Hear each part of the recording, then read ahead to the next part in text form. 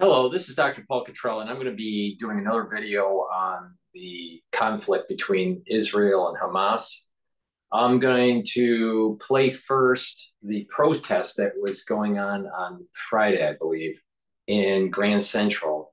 There's two different news reports. I heard 200 people were detained, or just under 300 people were detained.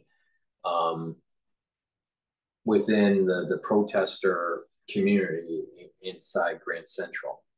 I did not see this personally. I was not at Grand Central on Friday. I was in Midtown today, but everything seemed pretty peaceful. You know, the weather was probably the best that we've had in a while for a Saturday, but I didn't see anything out of the ordinary. Um, Maybe there was some protesting somewhere in the city, but I just wasn't in that area. But this is what the news report was saying on the local news channel with the how they classify this. All right, this is Fox 5, okay, New York, so local channel. This was published on YouTube 12 hours ago. And the way they title it is Peace Activist Rally at Grand Central. Now, I've seen the video. There is a reminiscence of little hints of BLM in it, in the way that they constructed the protest in terms of the massiveness of the protests, because there were many people there, maybe as many as 1,000 within Grand Central, in the main room, because Grand Central is pretty big, but you know, in the main room there, the main hall. Um, and they had the black shirts and they had different slogans, but it's reminiscent of BLM.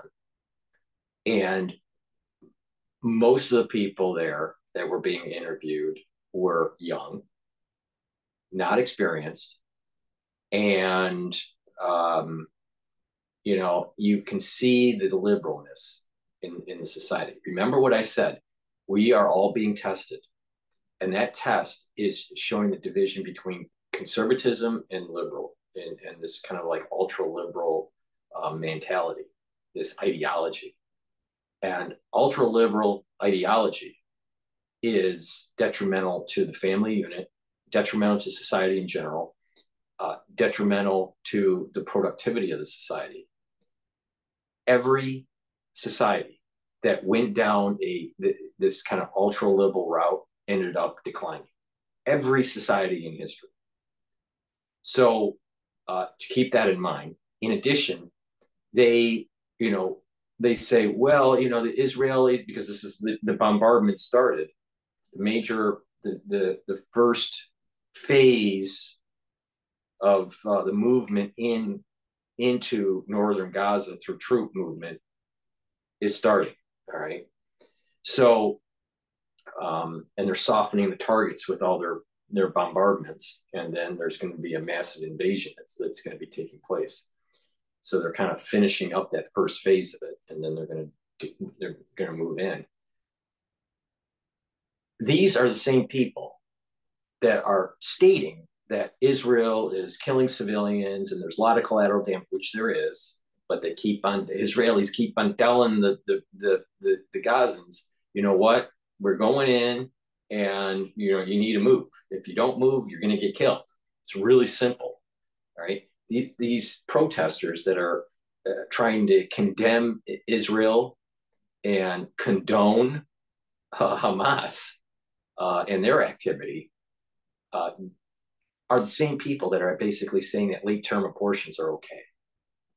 Just keep that in mind. As they tell you that Israel is killing mothers and children, you know, because of the bombardment, because of the collateral damage, which is happening.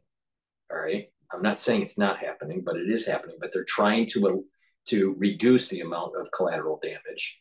But it's not easy, because probably this type of warfare that they're going in is the most difficult type of warfare there is. And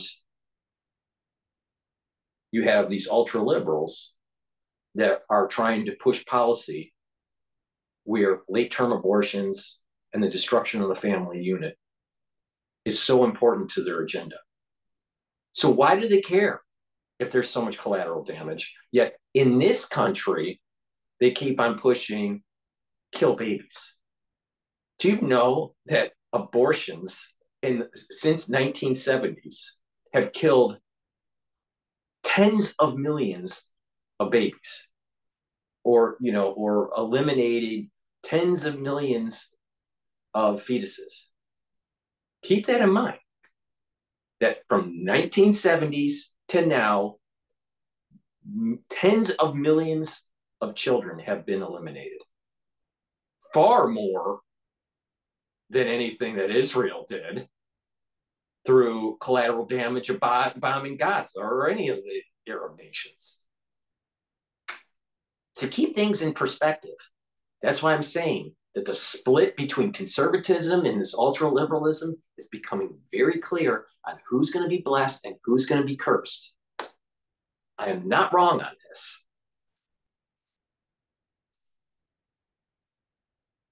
Demonstration right here at home. Palestinian supporters staging a sit-in at Grand Central. At one point, there were so many protesters, the terminal was closed. Michelle Ross is at Grand Central with the latest. Grand Central's main concourse taken over by this massive group holding a sit-in protest during the transportation hub's busy Friday night rush hour. We believe that life is precious, and the bombs that Israel is continuing to drop on Gaza is endangering the 2.2 million Palestinians of Gaza and also the Israeli hostages. The group, made up mostly of Jewish New Yorkers, is calling for a ceasefire in Gaza. Hundreds were escorted out by police with their hands in zip ties behind their backs. Police at one point only letting ticketed customers. Notice this is why I say that this is very similar to the BLM fiasco that we were seeing in New York. The T-shirts are black, okay, and it's saying ceasefire now and not in my name. All right, there were many black people there. All right, and you could hear in this video saying, oh, most of the protesters were Jewish. No, I don't believe that for a second. I don't believe that for a second. I think that's total bullshit.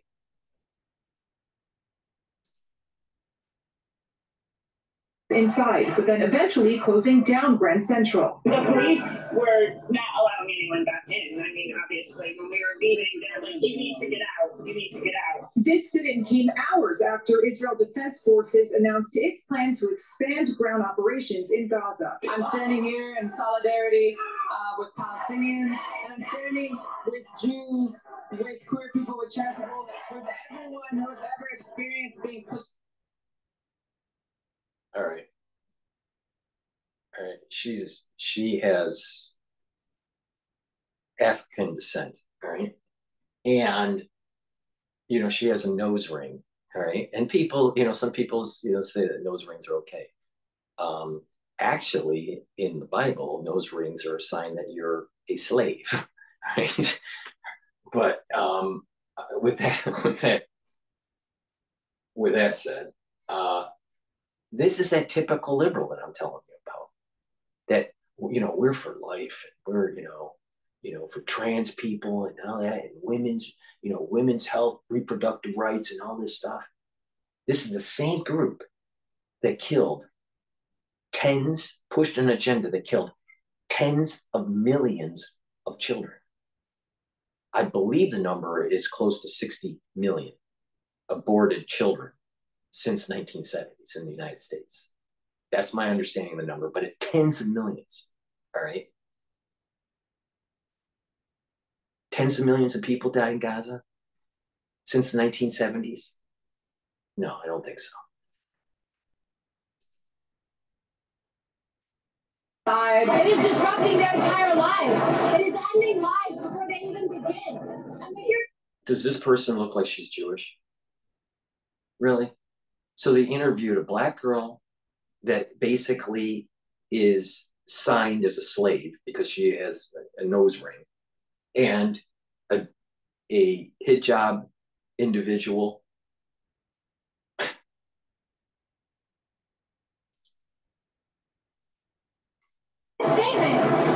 say, we'll disrupt life until you let Gaza live, until you let Palestinians in Gaza live. And we did see hundreds of protesters being taken by police onto both Department of Correction buses and onto MTA buses with their hands. Miss Hedjob had an important statement here that we should repeat, and let me replay her completely. Pushed aside. It is disrupting their entire lives. It is ending lives before they even begin. And we're here to make a statement. We're here to say, we'll disrupt life until you let Gaza live, until you let Palestinians in Gaza live. And we did see hundreds of protesters being taken. Why didn't the Gazans stop the tunnel building in the last 15 years? Why did they allow Hamas to take control of their government? Why didn't they have their own civil war to be able to have better self-governance? Why don't they overthrow the corruption that's going on with the Palestinian government? And disrupting New Yorkers' lives by doing sit-ins in Grand Central isn't going to solve the problem. They're going to disrupt your life. This is the exact same crowd that's pushing the ESG.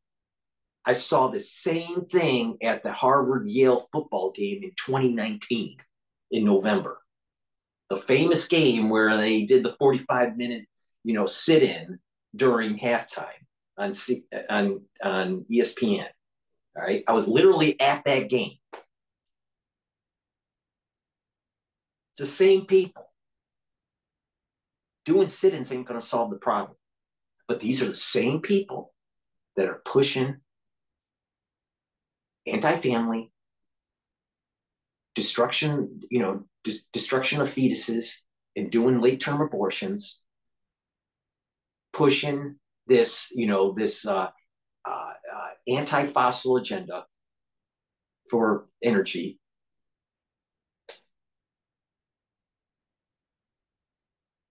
This is the point I'm making. This event is divine. There's so many people at fault here, even the Jews and even the Israelis. All right. Everyone's at fault. All right. But through this event, there's going to be a splitting of people, so it is clear who gets the blessing and who gets the curse. What is happening is biblical. What is happening is it is very metaphysical, and there's a high religious component. It's really easy to just side on, I just want peace. But the thing is that all these events that have been taking place in the last 3,000 years are moving toward a time where there is real peace and real understanding and real knowledge.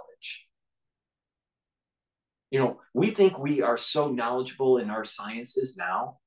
We are in our infancy compared to what will happen during the Messianic time. The knowledge of the blessing and the knowledge that is gained of our understanding of the universe and our understanding of biology and our understanding of all the sciences, the soft sciences and the hard sciences, in medicine and in physics and all this, it's going to explode. It's not by mistake that the Baal Shem Tov, when he was around, right, and when he was expanding his understanding of Torah, that was the beginning of really the industrial age. All right, there's a correlation to this, where there is these concepts that come from a very Kabbalistic point of view that gets taught and written down and gets expounded upon. There's an energy from that leads to further secular knowledge. Secular knowledge does not happen in a vacuum. It happens because of the ability of a blessing that comes. And this is the whole idea of this plane and the upper plane, and they communicate. When the upper plane is not communicating with the lower plane and vice versa, then you're not going to have progress that takes place in the society. What I am saying is extremely high level intelligence. Now, the scholars, of this world Some of them will follow what I'm saying. Others do not. They don't understand. They think it's only this plane. But there's an upper plane that provides blessing. Not only that, we have to do things in this plane to be able to elevate the sparks to allow the blessing to come down. So it doesn't just come down. There's a rise up and then come down. The way we act depends on what kind of blessing we get. This is very high level, high intelligence, extremely, metaphysical. But it's not by mistake that we have all this advanced technology that in relative terms, we're in our infancy of it, but all this advanced technology when the Kabbalistic teachings were started to be expounded upon during the 1600s. It's not by mistake. And the same thing, once we move towards the Messianic era, there is going to be an amazing amount of understanding that takes place in this world. And it'll be so advanced that what's going to happen is that the human body will be almost angelic. Almost. So we got these clowns, liberal clowns from, Sodom and Gomorrah, New York City, it's amazing. By police onto both Department of Correction buses and onto MTA buses with their hands in those zip ties. It's unclear where they'll be taken. Reporting outside Grand Central, Michelle Ross, Fox 5 News. Okay, so that is the peace protests in Grand Central, but there's an element of BLM in there.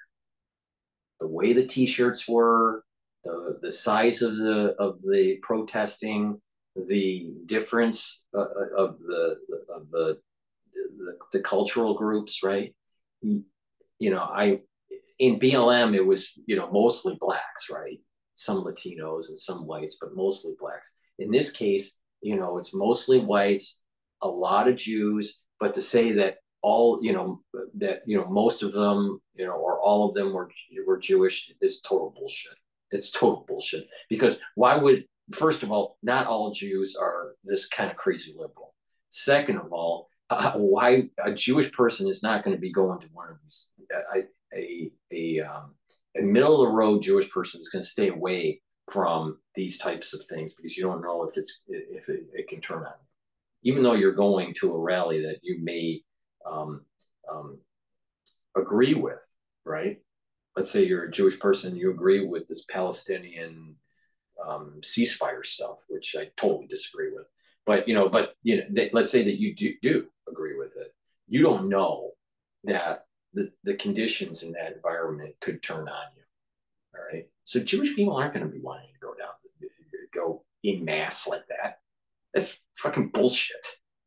Right. But the thing is there are a group of Jews, hardcore, that are pushing for peace in Gaza. But again, most of them are these ultra liberals. And again, what did I say? Israel's being cursed and the Jewish people are being cursed because of the ultra liberalism that has taken hold in the society. Half of Israel does not follow Torah. Half of Israel doesn't know much about the mitzvahs. All right. That's a fact. All right. That is not sustainable in terms of moving the country towards a messianic age and the blessing that comes to all of the earth when that happens. All right. But, liberals think that they understand the world, that they really understand ESG, that they really understand, all the inner workings, and not realize that BlackRock is actually hurting them in a certain consumer behavior so they can make money on ESG ETFs. Same thing with crypto. Everyone had this mindset of crypto, but you're just getting pigeonholed in, and you're going to be slaughtered. You're going to be slaughtered at the gate. lot of people are dumb, man. A lot of people are dumb. Okay, now what I'm going to do is, this is CBS discussing the bombardment.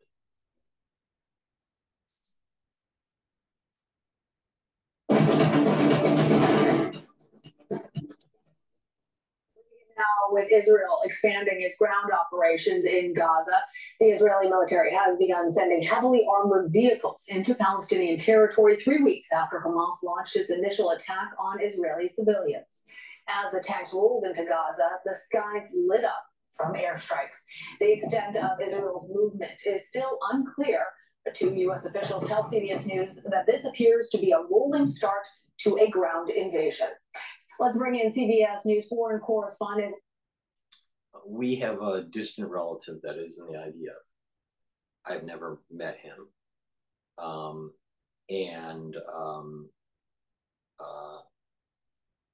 We have relatives that are like 2 degrees of separation from 2 people, friends that died from the original attack, all right, in the South on that first day. Okay. But we have, you know, a distant relative that's in the IDF, paratrooper, medical unit. Okay. I'm going to tell you something that no one has told you. All right. And the ones that are in the military would know this.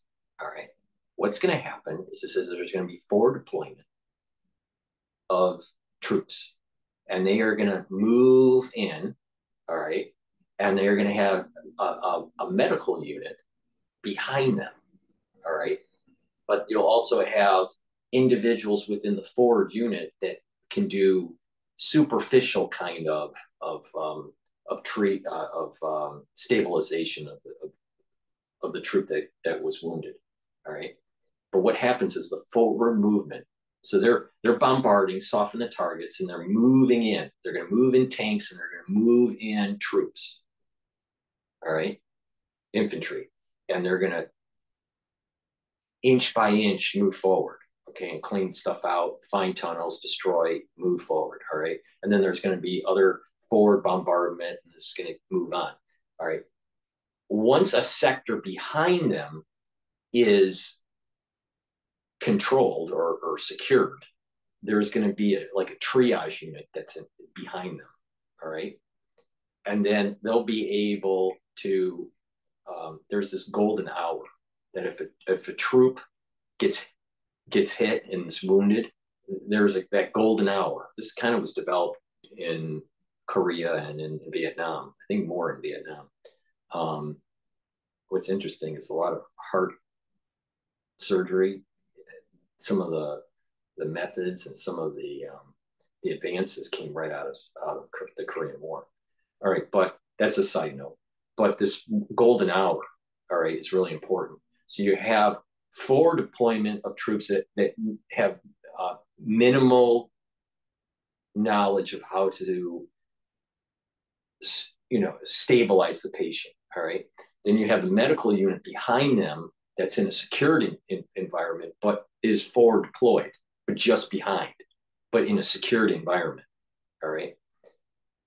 They'll be able to better stabilize the patient and then triage, and then be able to move to hospitals that are in the hospital units, the MASH units that are in Israel. The MASH units are not going to be in Gaza, but there's going to be like these 3 layers. You haven't heard this from anybody. So, you know, here's a classic example where once again, you go to DrPaulCottrell and you get the inside information of what the fuck is really going on in the world. All right. And it's amazing how stupid everyone is on YouTube. All right. So you got this forward unit with that forward bombardment that's taking place with missiles and tanks. All right. They're moving in slowly to clear the field. And then once a sector is secured, then you have this like a medical unit, but it's not a MASH unit. It's a medical forward deployment unit, all right, in a secured sector, just behind the more forward advanced units, all right. They'll triage, get it everything set, and then they'll move in.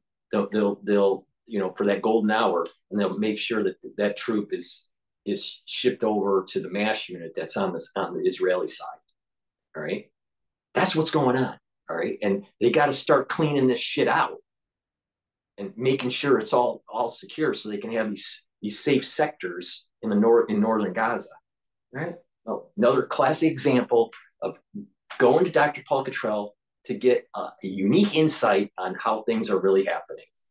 Instead, you hear a bunch of people saying, "Oh, don't bomb the Gazans. Oh, let's have peace in the world." It's the same mentality when it came to the crisis that we just went through. All right? It was so easy to say, "Don't take this." And people built huge channels on being an anti-whatever. And now we're seeing people being an anti-war or anti-Israel or whatever. It's bullshit. It's bullshit. People take always the easy route and not the hard route, which is like this big debate between the good and the bad, trying to find the center ground, right? But there's this movement of society towards a messianic era. And all the major religions say this. You really think that a liberal that's going to tell you peace in the Middle East is the best way forward? Meanwhile, 3 months before or 3 months later, she's having an abortion? I mean, come on. All right. With that said. Asensio in southern Israel. Rami, tell us what you are seeing there near the Gaza border. Lana, hi there. Yes, the intensity of Israel's strikes is absolutely increasing over the course of today. We were here yesterday, and the intensity of the artillery, the warplanes that we heard overhead, and the number of drones overhead has gone up. Now, if you look behind me right here, the Gaza Strip is less than a mile behind us, but you can't see any lights there. That's because, as you mentioned, the entire strip is still in a blackout. That's for electricity, but also for most communications. You might be able to make out a little red dot back there. That is a flare that went up several minutes ago, hanging in the sky, trying to light up potential targets for Israel's defense forces. But aside from that, there should be at least dots of light from houses, buildings here and there. A normal scene you might expect from any town on the border. But it is also so much more what you hear. When we were here earlier, you could hear almost every few minutes the boom of artillery. You could feel. This is the softening of the targets before the move of the tanks and the infantry, and then securing the sector, and then being able to do the triage before the MASH unit.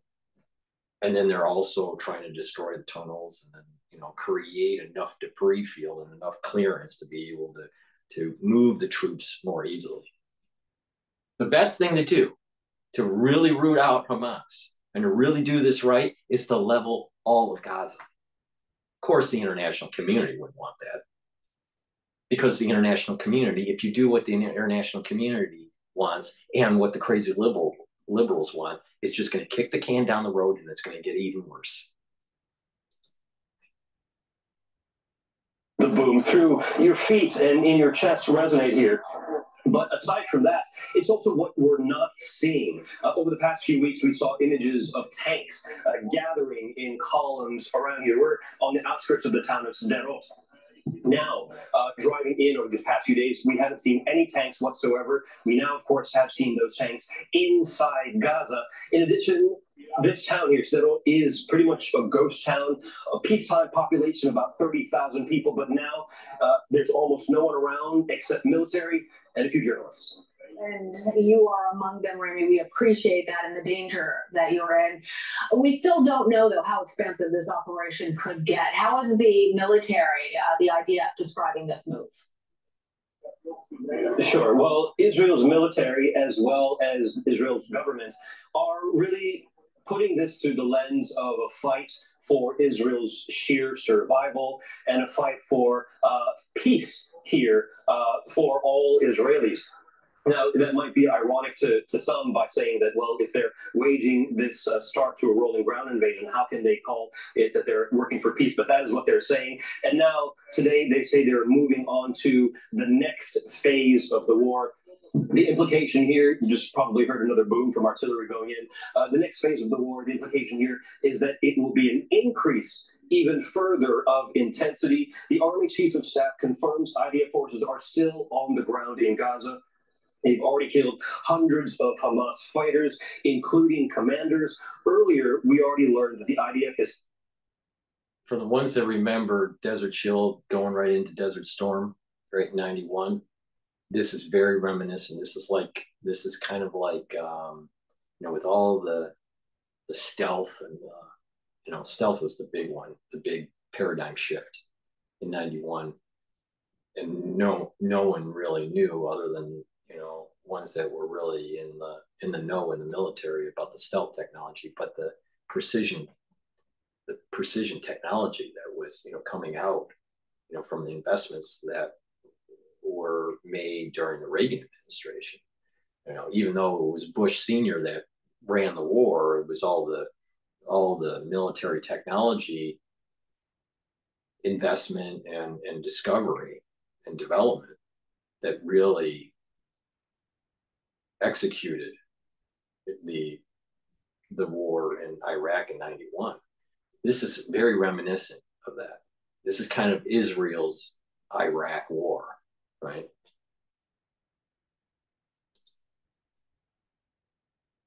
The Hamas head of the Navy, as well as the Hamas head of the Air Force. But mostly the objectives of this war require a ground operation. That's what the Army Chief of Staff is stressing. In effect, mentally preparing Israel and mentally preparing the world, really, for the longer haul. And Remy, we have to ask what this means for civilians and in particular American citizens living in Gaza. Yeah, I'm going to tell you right now, some of them are going to die. Some of the hostages are going to die. The reality of the situation is that there is a cancer within the Middle Eastern region. It's not just in Gaza. That needs to be completely rooted out, or there's going to be more unrest. Think about all the immigrants that moved into Europe that aren't really in the mindset of really becoming a true citizen of, let's say, Germany, or a true citizen of the UK, or a true citizen of France, and still have this mentality of Islamic jihad, right? This mentality of a Islamic caliphate. It's going to metastasize. This thing is just going to, and as the hate of Israel increases, the chances of it becoming a more kinetic event in Europe will increase, and even in the United States. This is what I'm saying. You're either going to be judged, you're on the right side or you're on the wrong side. It's conservatism versus ultraliberalism. It's very clear. From what we understand, Lana, inside Gaza, we are not there, we cannot get in. From what we are seeing from the few reports that are coming out, chaos is the word. Total chaos, absolute chaos. The life of more than 2 million Palestinians, citizens, most of them, have been turned upside down. It's being described as a new, tragic kind of hell on earth.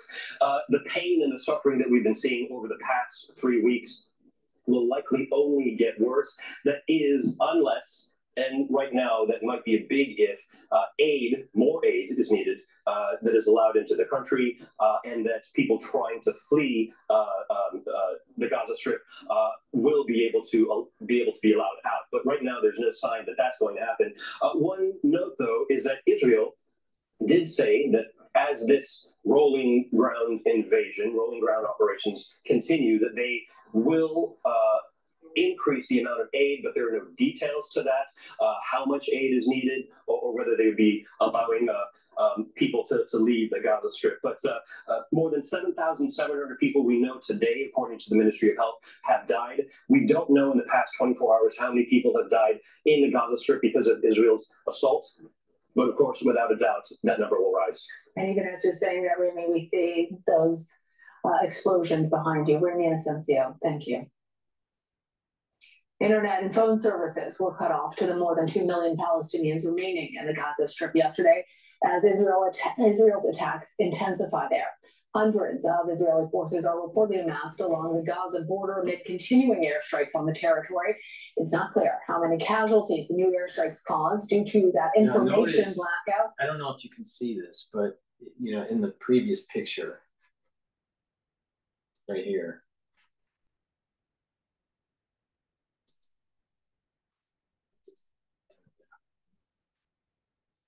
these tanks that are shooting, all right, they're dug in, okay, and they're doing that forward shooting, right, and they also have missiles that are coming from aircraft, right, and even naval hits, right. So there's this three-pronged attack.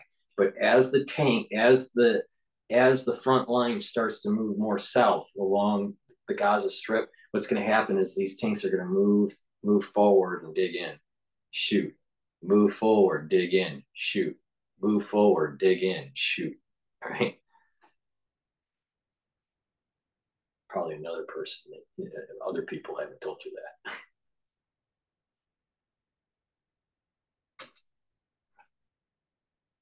Gaza border amid continuing airstrikes on the territory. It's not clear how many casualties the new airstrikes caused due to that information blackout, which has also cut off aid right now to the region. CBS News foreign correspondent Deborah Patta joins us now. She is in Jerusalem. Deborah, what are you hearing out of Gaza today? Everything that we are hearing, Lana, is bad news. It is a dire situation there.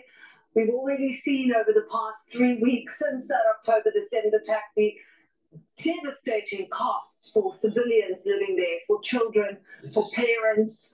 Just imagine if you had a crazy liberal in the ER, or in the let's say you had a crazy liberal that's just watching a patient that has to have some major surgery because of a major, let's say, car accident or whatever. All right.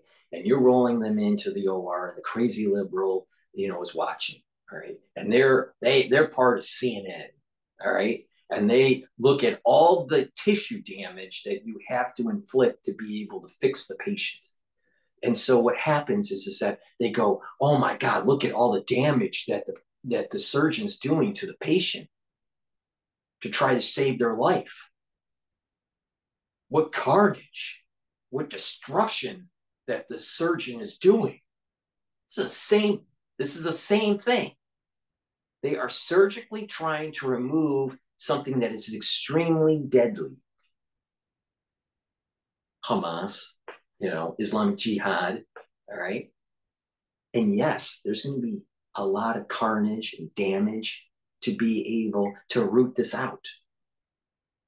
There's no difference between how she is projecting herself in describing this and some crazy fucking liberal in the OR watching a surgery take place.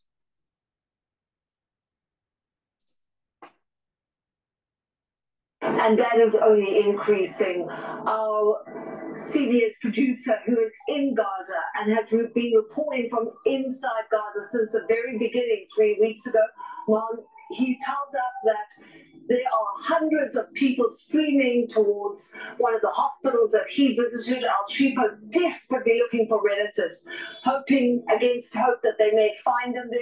People are also heading towards the hospital to seek shelter, to maybe stay there overnight because their home no longer exists. They have lost everything. You see entire neighborhoods that have been reduced to rubble, and sometimes entire families have been crushed beneath the ruins of those residential buildings. And what we're also seeing is the children.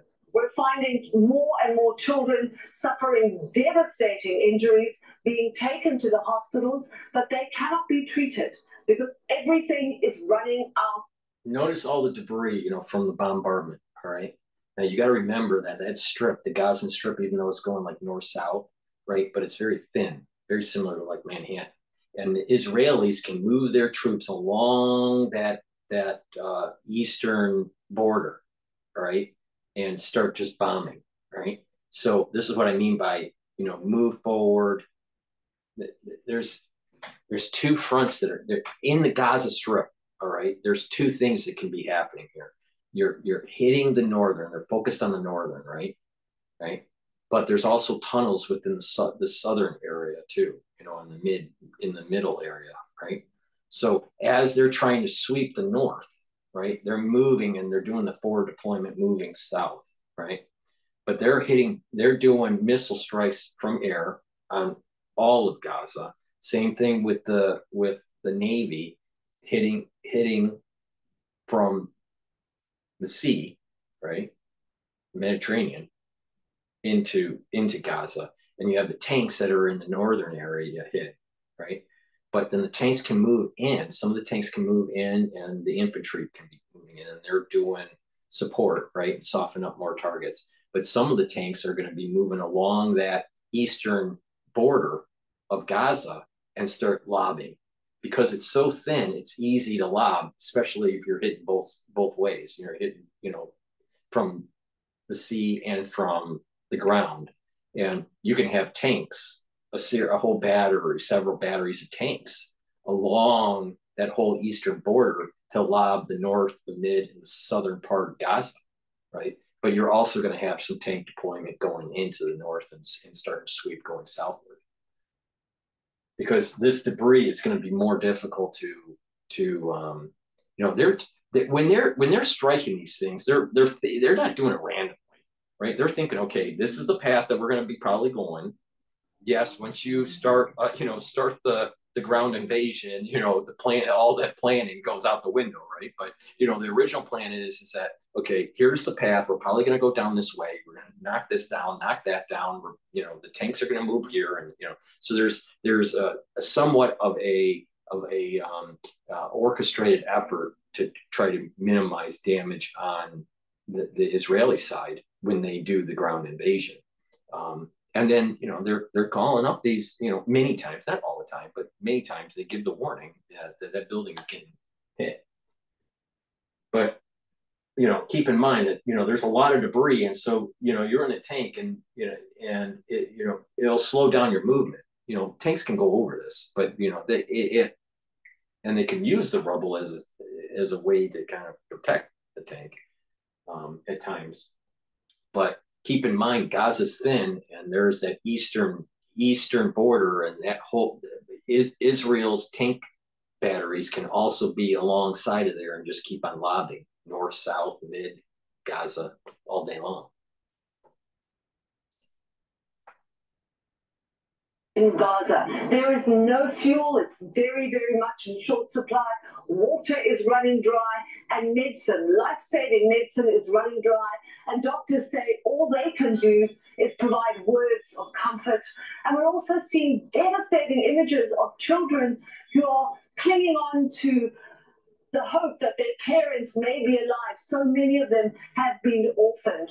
And of course, the blackout there is causing absolute panic, because normally after each bombardment or each raid, people would phone each other in Gaza to check that their relatives are okay. They can no longer do that with all communications having been cut off. Lana?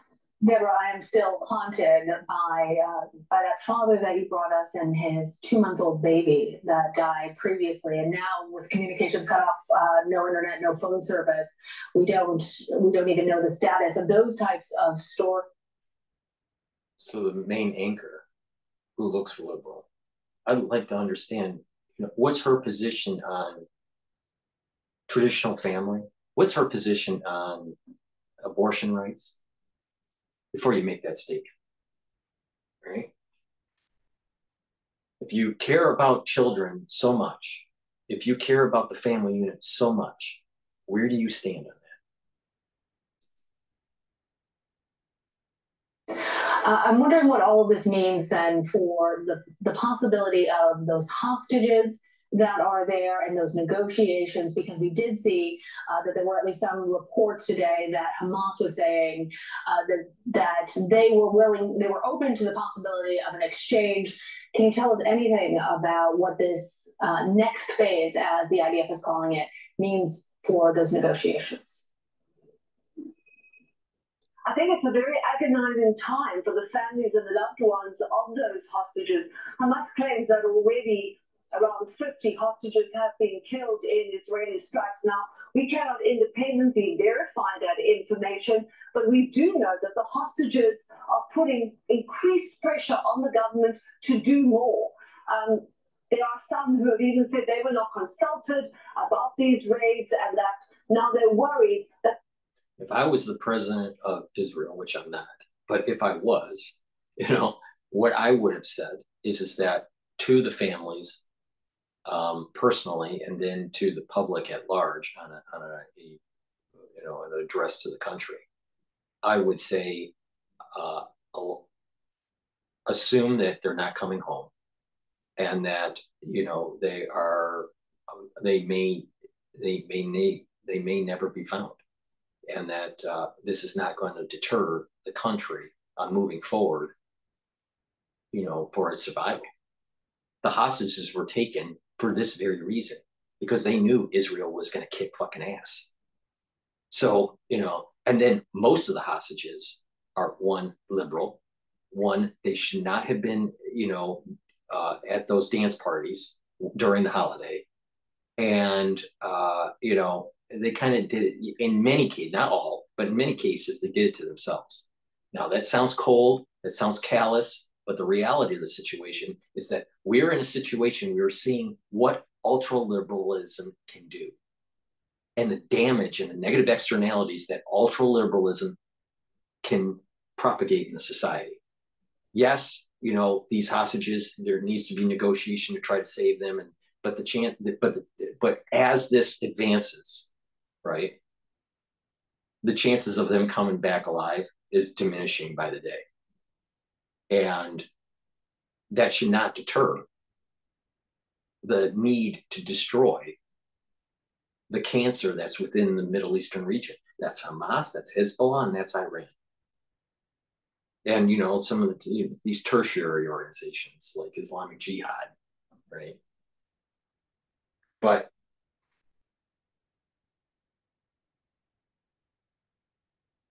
got to be tough. And what it is that, these liberals, it's like, well, I'm afraid to do anything because I'm held hostage. How's that any different than individuals in society being afraid to stand up to some of these violent crimes that are taking place in the inner city, right? You can't be fearful. You got to move forward. And I'll tell you, that region, that more than any other region in the world, understands nothing but force. And the moment that you are somewhat timid, they're going to take advantage of you. That's the reality. That's the way the real world works.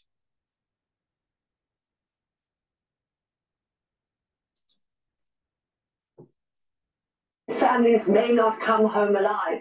The Israel Defense Forces said they are going to destroy Hamas and also bring hostages home. And the families of many of those hostages seem to think that these are counteropposed, that they work against each other, that the more the strikes increase, the greater the chances of something happening to their loved ones. Those negotiations do continue, but obviously it's a very difficult time with that blackout. The United Nations has said that they can't even reach their teams on the ground. There is no aid that is getting in right now, and they simply do not know what the current state is. So those negotiations may continue, but actually finding out more information and trying to assume that something is going to happen while this heavy bombardment is taking place is a very, very difficult one for those families who are just spending hours and hours of agonizing, waiting to get some kind of news. As we know, so far, only 4 of the 229 hostages that remain there now have actually been released. All right, Deborah, thank you. And who put them in harm's way? Hamas. So I don't feel, hopefully they come back alive and unharmed, but chances are they're not. And the thing is that this is so big that, this thing is so big that 220 people that are hostages dealing with a potential peace in the Middle East and moving into a messianic era, and this is one of the staging the stepping stones for the stage process to get there is well worth it. Right? It's the same argument. Well, there were an awful lot of people that died during D-Day. But if they didn't make that sacrifice, we wouldn't have been able to have the profound peace that the United States has been able to benefit from. So there's there are people that there has to be there has to be times where you take risks, and sometimes those risks are such that people don't come home alive. Right. So with that said, this is going to increase. The bombardments will increase and get more violent, and there's going to be this ground invasion. Keep in mind about the MASH units that I told you about, and the forward medical units that are attached to the forward units, to help with the golden hour for these individuals that do take on casualties. Keep in mind the way the tank strategy will be for the movement into Gaza and around Gaza. And, keep in mind that during the protests around the world, look at what types of people are doing it. And not only that, what did they say even pre-Israeli Hamas war, right? This contemporary war that is happening. What were the things that they were saying? What is their ideology? What do they really back? And I'll bet what you'll find, the far majority, like 98% of them, are anti-family, right? Traditional family. They're anti-traditional family. They're pro-abortion, right? And they're a lot of them, especially in the United States, are for reparations, and a lot of them are this idea of white people are bad, right? Mentality. Especially males. Males are bad. White people are bad, right? That's the kind of mentality that these protesters have pre-Israeli Hamas conflict. So if there wasn't a Hamas conflict, they would be protesting on how they want to tax you in the United States for reparations, right? These are the same types of people, right? It's crazy. Right? And the same people that want to increase the cost of your goods because they want to push ESG, right? So with that said, please subscribe to all my channels. I have 3 channels on YouTube. I have 3 other channels. One is Rumble. The others are Bitchute and Patreon, and Brighteon. Please subscribe to all of them. If you would like to support my work, especially if you are international and you can't purchase the products on my store, please donate on my website, the-studio-reykjavik.com. The link is in the description. You can donate on the homepage at the very bottom. You can donate through Stripe or PayPal. You can also donate through Buy Me a Coffee. The link is in the description of this video. And you can be a paid subscriber to my Patreon account. That way, it supports my news coverage, and it's a great way, to get the content that I provide. I provide a unvarnished, raw interpretation of things, especially the previous crisis that we went through, and the crisis that we're going through now, and some unique things, and I cover the gambit of different topics. For the ones that would like to purchase products from my store, it's the-studio-reykjavik.com. Link is in the description. You can purchase products like this toothpaste. It is a structural nano silver toothpaste. It whitens your teeth, freshens your breath, neutralizes pathogens, reduces gum inflammation, reduces cardiovascular disease and valvular disease. This is going to be the best toothpaste that you can purchase. Way better than Alex Jones. So instead of supporting Alex Jones, you might as well support Dr. Paul Cottrell, because this toothpaste is the best toothpaste that you're going to be able to get. And you don't want to be a crazy liberal that you've been seeing on the news spouting off a bunch of bullshit. The best thing you can do is make sure that you have good oral hygiene. And the way you do that is buying my product. It's a toothpaste that has no fluoride in it. It's a structural nano silver toothpaste. It is the best toothpaste yet you can get. So go to the store, the-studio-reykjavik.com, and get that toothpaste so you aren't a crazy liberal.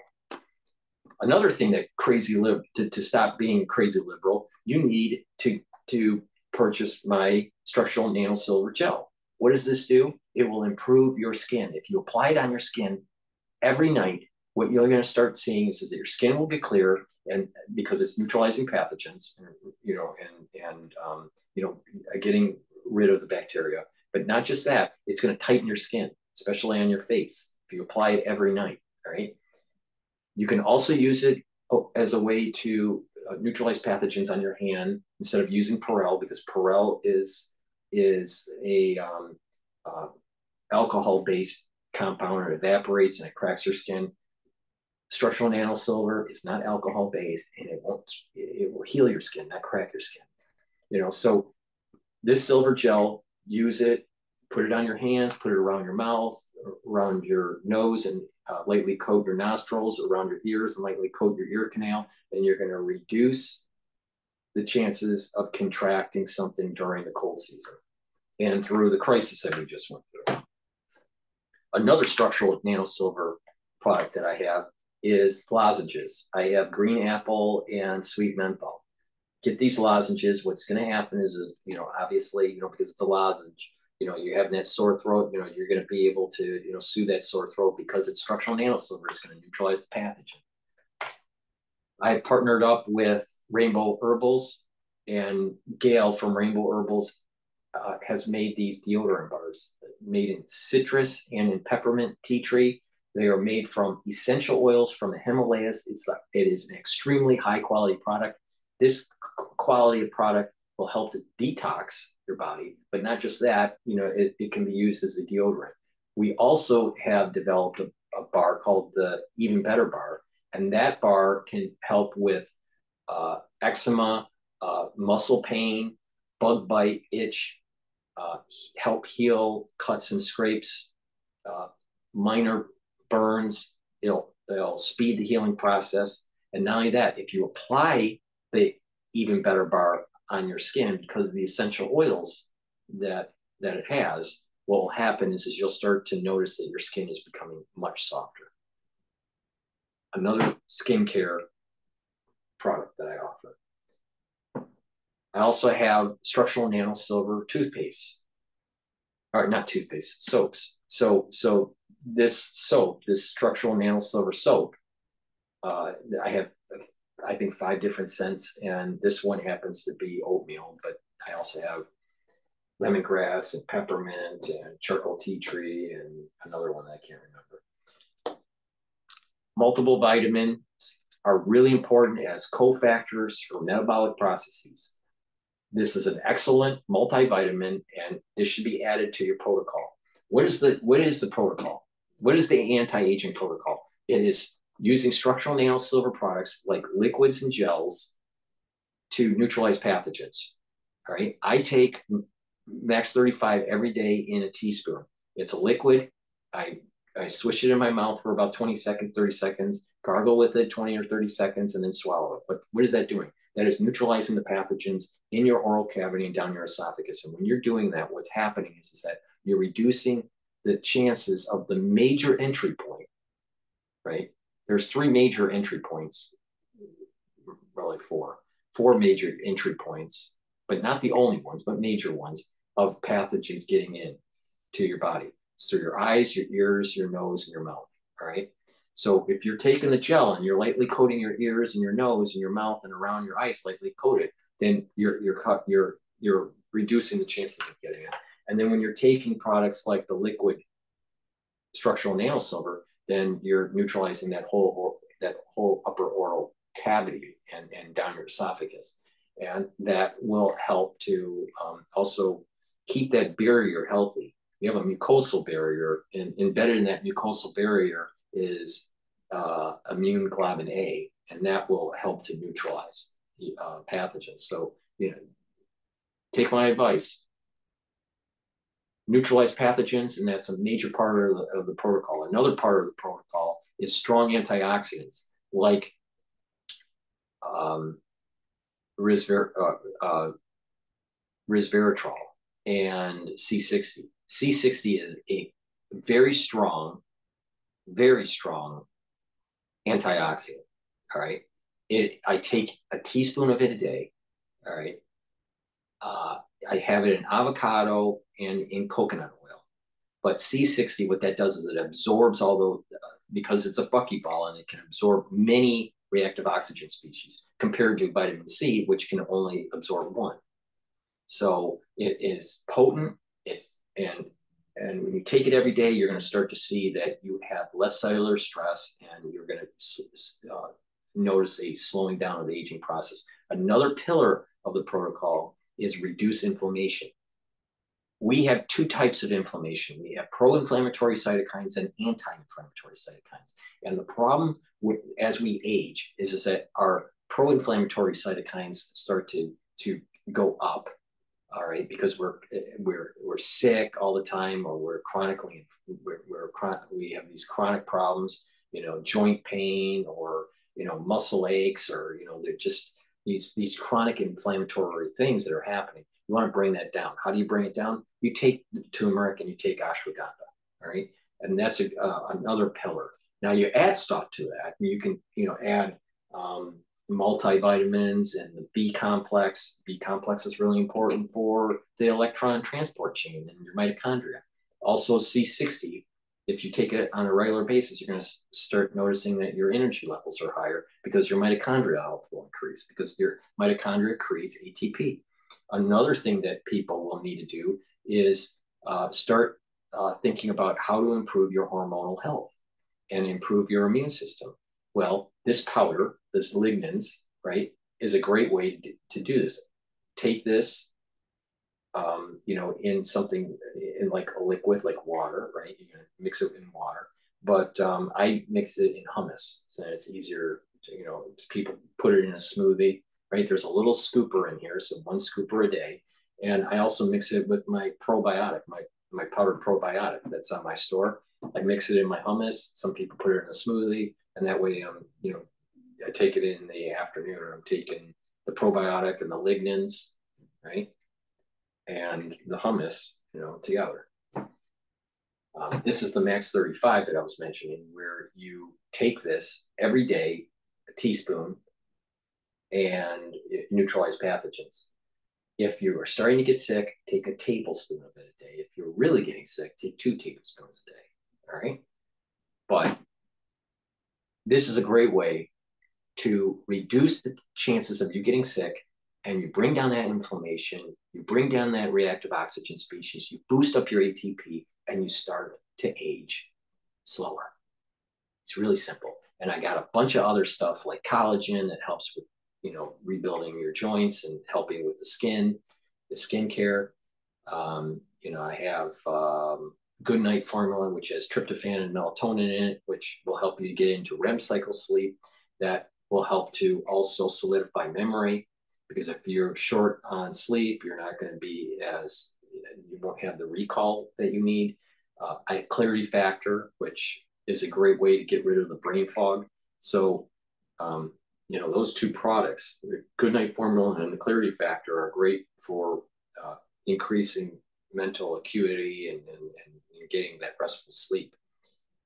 Proper diet, proper exercise, proper sleep, proper mental challenging, like reading, writing, and talking to people in the real world, right? And staying away from crazy liberals. And proper supplementation will be able to give you the tools for your body to heal and for it to start slowing down its aging process. Take my advice. I've been doing this ever since I was 16 years old. And I've been tweaking this, I've been strong on the antioxidant stuff all the way since I was 16 years old. And there's many things that have improved since then. And, I've added to this protocol that I've been following. So please go to the store, the-studio-reykjavik.com, and get the products that you need to slow down your aging, to improve your health and boost up your immune system. Again, the best toothpaste that you can buy is not from Alex Jones, it's from Dr. Paul Cottrell. This toothpaste is the best toothpaste you can get. All right. And I have a feeling that if you take this toothpaste, you won't be a crazy liberal. Please share and like these videos that I do. And please subscribe to all my channels, all 6 channels, the 3 YouTube channels, the Brighteon, the Bitchute, the Rumble channels. And please, if you could donate to help cover the cost of the news coverage. So thank you for listening and have a nice day. And oh, by the way, actually, when you see these protests that are going on, think about it. Step away and ask if this Palestinian-Israeli conflict was not happening in the news, and Israel was fighting Hamas. Let's say that was not happening. What would these liberals be protesting about? And what they would be protesting about would be discoherent with what they're saying about this actual crisis, AKA they're worried about babies being blown up by bombs, but yet they want a doctor to literally take a scalpel and cut pieces of a child into bits and pull it out of the vaginal canal. All right? That's what we're dealing with here. That's the rawness of this. Same people. People are saying Israel are killing babies, but these same people that are saying that want doctors to cut babies into pieces and pull them out one by one. And the doctor has to count how many pieces. All right? Get educated. And don't be a crazy liberal. Thank you for listening and have a nice night.